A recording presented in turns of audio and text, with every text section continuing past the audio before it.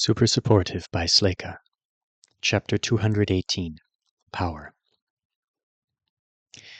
Alden didn't have to walk far from north of North to find something interesting he'd never seen before, just a few blocks in a new direction, down a street lined with food trucks and closed to most traffic, then through a park with an outdoor stage that was surrounded by housing domes.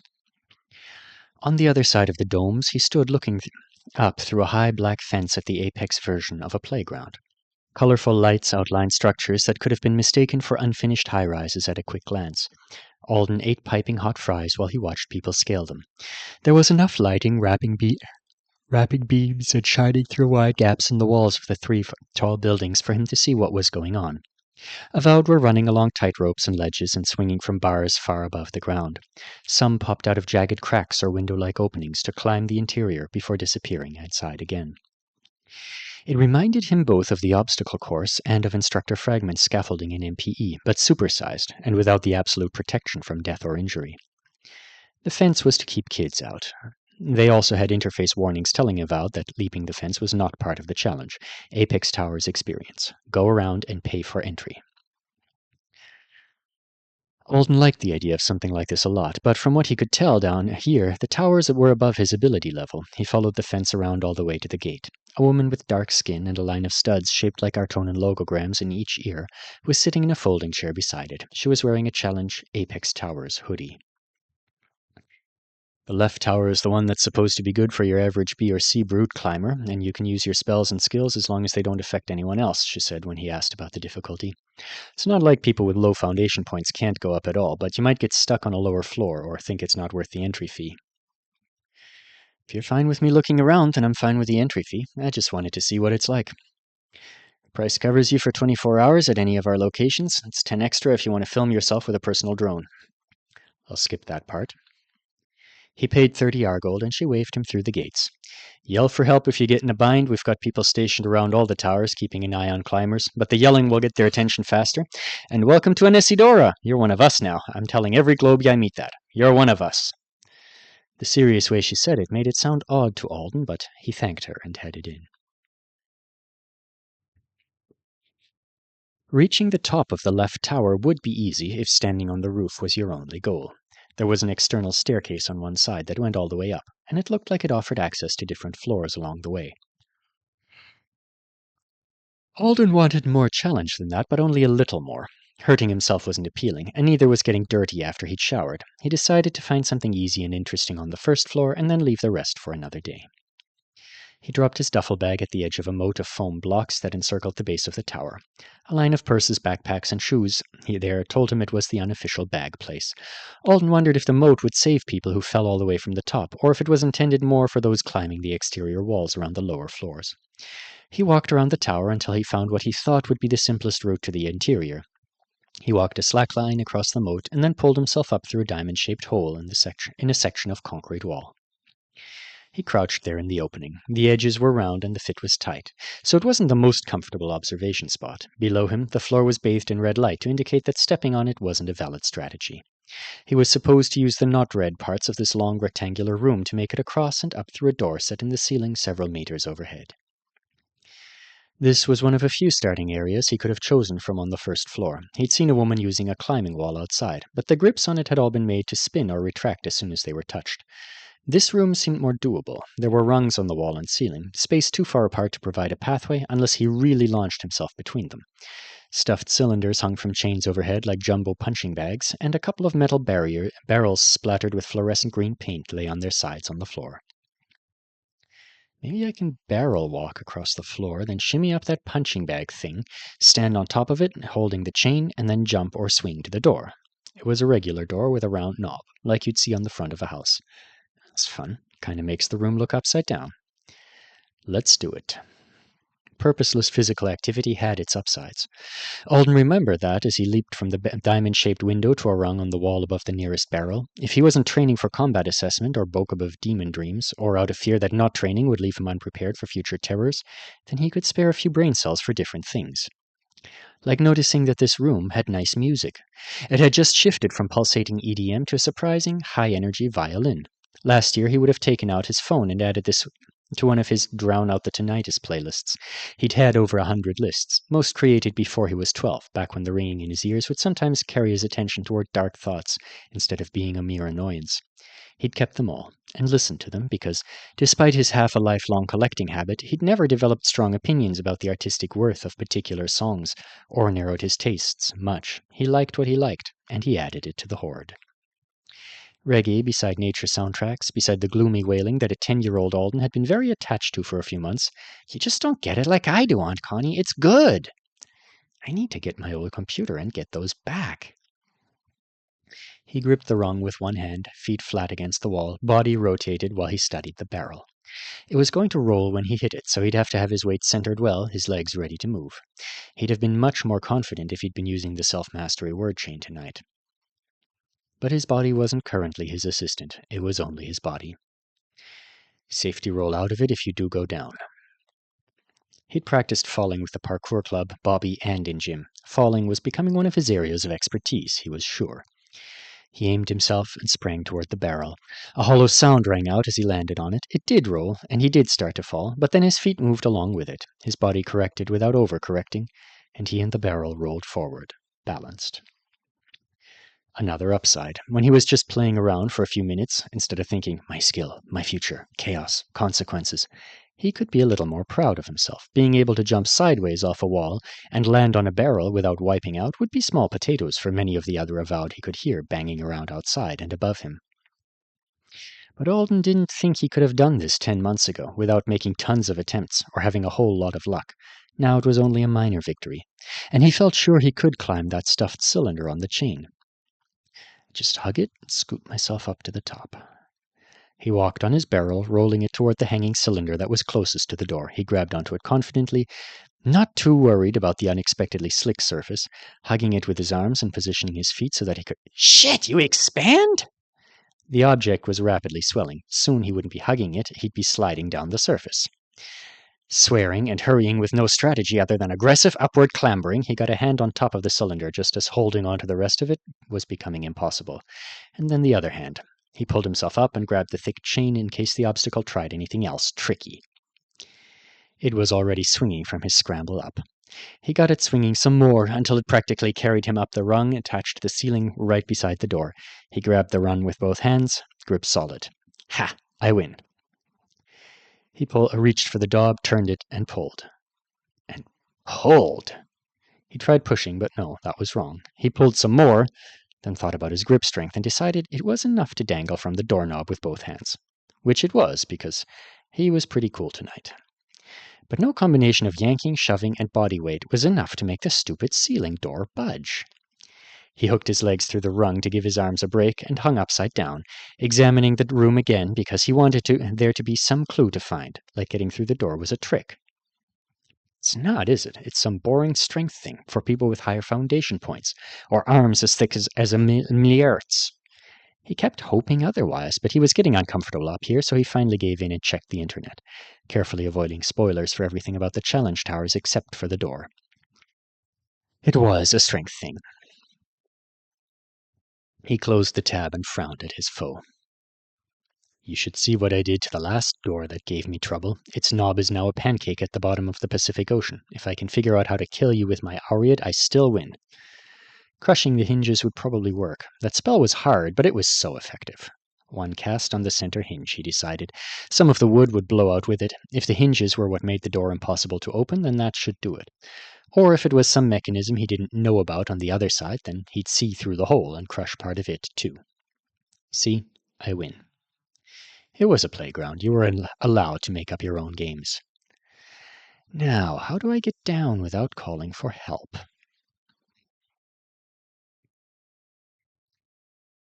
Several minutes later, Alden was back upright and outside, climbing the exterior stairs up to the second floor. The staircase was painted red, of course, but it was hard to tell in spots since the multicolored lights of the tower shone on it.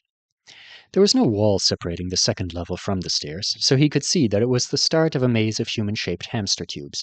The floor was dark, but the steep, plasticky shafts that people were supposed to climb through glowed green and purple. They were translucent enough for him to watch someone fall through one, but not enough for him to make out the person's features. It looked interesting. and also as though it might smell like the BO of the last 100 people who'd gone up and down, which cemented his decision to leave it until his next visit. Instead, he took a seat on the metal grate of the staircase landing and hooked his arms over a bar while he looked toward the base of the next tower. There was a victory zip line down from the roof above him to a mat over there. When someone hit the mat, it flashed "rank up," or words that meant the same thing in other languages. Rank doesn't matter, except when it does. He'd told Hao-Yu that just a pack of French fries ago. If Fagant happened again, I could probably save us. There was always the possibility of bad luck on top of bad luck, always another what if to tie his guts in a knot. But months of growth and an affixation had changed so much, and a little mind healing was making the change clearer. The early exit through the thick of the demon bug swarm wouldn't have been possible before. He could take it now, well enough to make it. Stuart thought so, Yeno Pezeth did, Alden's dreams said so, and he was finally sure, sitting here at the end of a day that had been good apart from a single MPE class, that he was going to be able to leave it behind him. Not perfectly, but in the way that even awful things could be left. Eventually, the ringing in your ears did stop reminding you of loss every day. Eventually, Fagin would be something that had hurt him a long time ago. I could live for a long time. He tried that thought on like it was an outfit from Needle and Wheedle. He wanted to examine himself in it, not take it for granted. More than once this year, he'd known he was going to die. He started breathing harder just thinking about that walk down the halls of Alice Artis' ship, wanting so much more time, trying not to show it. And then it had happened again on the roof with Zeridi, the water rising. Here I am, though, made it. It's not impossible to keep making it. He'd gone after superhero training like it would save him from his own helplessness. He still was. The what-ifs surrounding his lifespan, as well as his ability to live it well and according to his own wishes, wouldn't be going away anytime soon. Aren't adults always talking about how teenagers think we're immortal? My adolescence is broken, and I'd like a refund, please. He really liked his few little spells. He really liked Stuart. He had a dread, rarely acknowledged, that these two things he was unwilling to stop liking would be what killed him.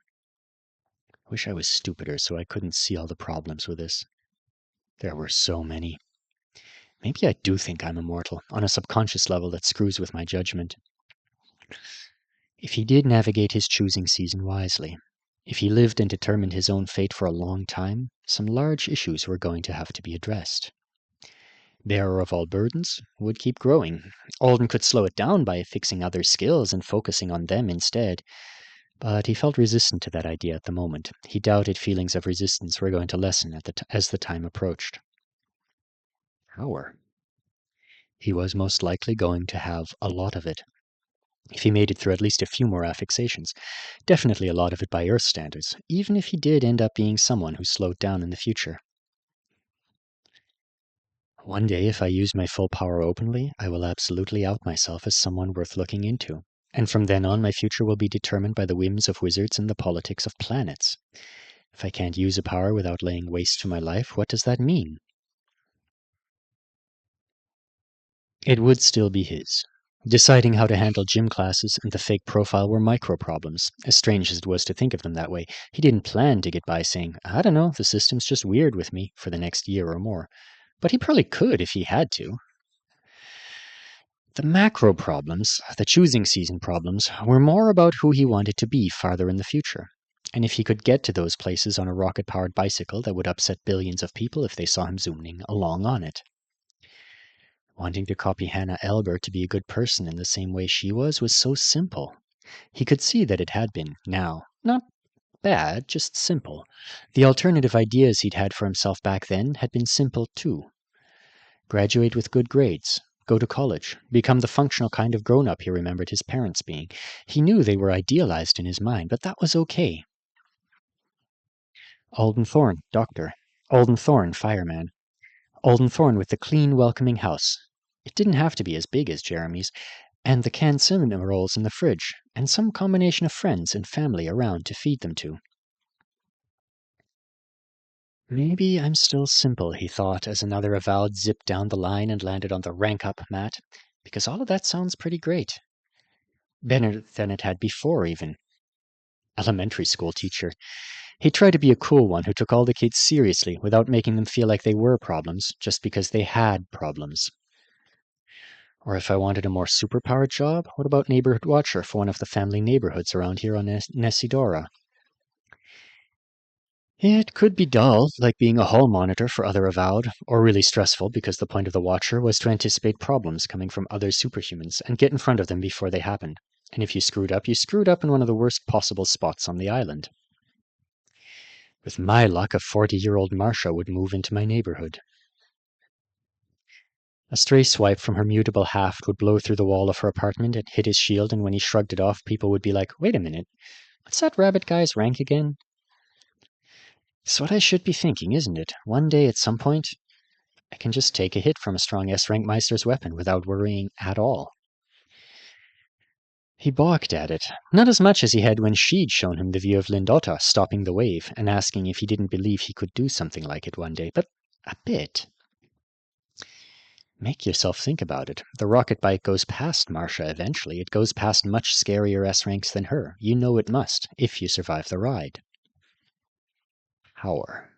What am I supposed to do with it? Knighthood. That one was not a career choice. It was a leap into the dark with no way back, and no way forward, unless he found the acceptance and protection of others. If Alden took a leap like that, he would not land on his own feet, but in the arms of Artonans, who were not under any obligation to agree with the colonel of their home planet's contract that the human wizard was a neat new addition to their forces. He wasn't sure he'd ever be ready for Intensity 99, even if the rapports and the Grand Senate welcomed him warmly. And there were so many ways for it to go that weren't remotely warm. I need more information. And I need time. I shouldn't do anything irreversible so soon. After high school. After university, even. Waiting, studying the darkness for a few more years before he made a final decision to take the leap or not. That would be wise. I want to be wise. He listened to the music from the hamster tube floor until he noticed himself yawning. Then he stood, shook off his thoughts, and headed back down the staircase. Not long after he reached the bottom, the sound of someone yelling made him turn his head just in time to see a boy plummeting into the moat of foam blocks with something in his arms. It sounded a little like Lexi. Or Cone? He doubted he was right about that, but he was going to take a look at the plummeter until he was distracted by an interface notification. Video call from General Mban Art, Artona 1. Connection fee waived. She doesn't list a rank number, but she does get the title. He stopped walking. Why was Mban calling him in the first place? Answer. Mban Art appeared, sitting at a floor desk in her room. She was filling a paper card with lines of colored ink. One eye stayed focused on that task, the other fixed itself on Alden. Stuart's not with her. That made him a little nervous. Hello, he said in Artonan. I invite you to come with us to the here to there, she said. You do not have to say yes. If you do say yes, you'll have to help Stu with the work. The here to there. Something that had sounded to him like a parade or celebration for people moving into new houses. An outing that Mban Art was hoping would be a treat for a couple of her squad members. All 3 young knights had affixed around the same time. Skipping wizard school when you can't cast spells must be normal, or at least acceptable. Does Stu want me to come? She set aside her ink brush and turned the other eye to him. If he doesn't crave your company, then his behavior lately has been distressingly weird. He's not. Eek, eek, eek. Then he will probably be happy when I surprise him with you. Is this because she liked throwing paper planes with us? I think it might be. I appreciate the invitation. I'll come. If Stuart wasn't in the mood to weave friendships and do votary stuff at the same time, Alden would just leave. The teleportation will be before dawn tomorrow. Thank you for banana. You're welcome. What should I... The image of her disappeared. She disconnected them. He was almost positive she'd mean rapport 1 dawn, so that was going to be Thursday afternoon for him. How long does a here to there last? I had questions. And why did she thank him again for bananas? Is it a hint? It's a hint, isn't it? She ate them already. He'd given her a selection of banana varieties in her personal fruit basket, but she had divided them up for sharing with her friends. He debated calling her back for a second, decided against it in case it made her think the human was annoying, and headed down the moat. A familiar boy with a familiar kind of life matter bag held over his head was squashing his way through the foam blocks toward the edge. Cone, it is you. Did you bring that weight bag all the way here from the gym? Cone spun around to see him. Alden, what are you doing here? Sitting on the staircase thinking about my future. You? Climbing the tower, or falling off it. Is anyone else here with you? Cone was squinting into the shadows behind Alden. No, solo trip. Cone looked relieved at that. I was about to go back to campus, Alden said. It's pretty late. Are you going up again, or do you want to walk with me? Cone didn't answer right away. I've been here ever since MPE let out, so maybe... That's crazy. I've had recovery potion, a shower, and dinner. You've got to be exhausted by now. You're not wrong, and I have started dropping Everly more often. Everly's with you? Cone patted the life matter bag. She looks different from the last time I saw her. She smells bad, too. I think whatever they stuff in these things molds sometimes. He tossed the bag into the ground and then climbed out of the moat. I'll head back with you. Just let me find my shoes.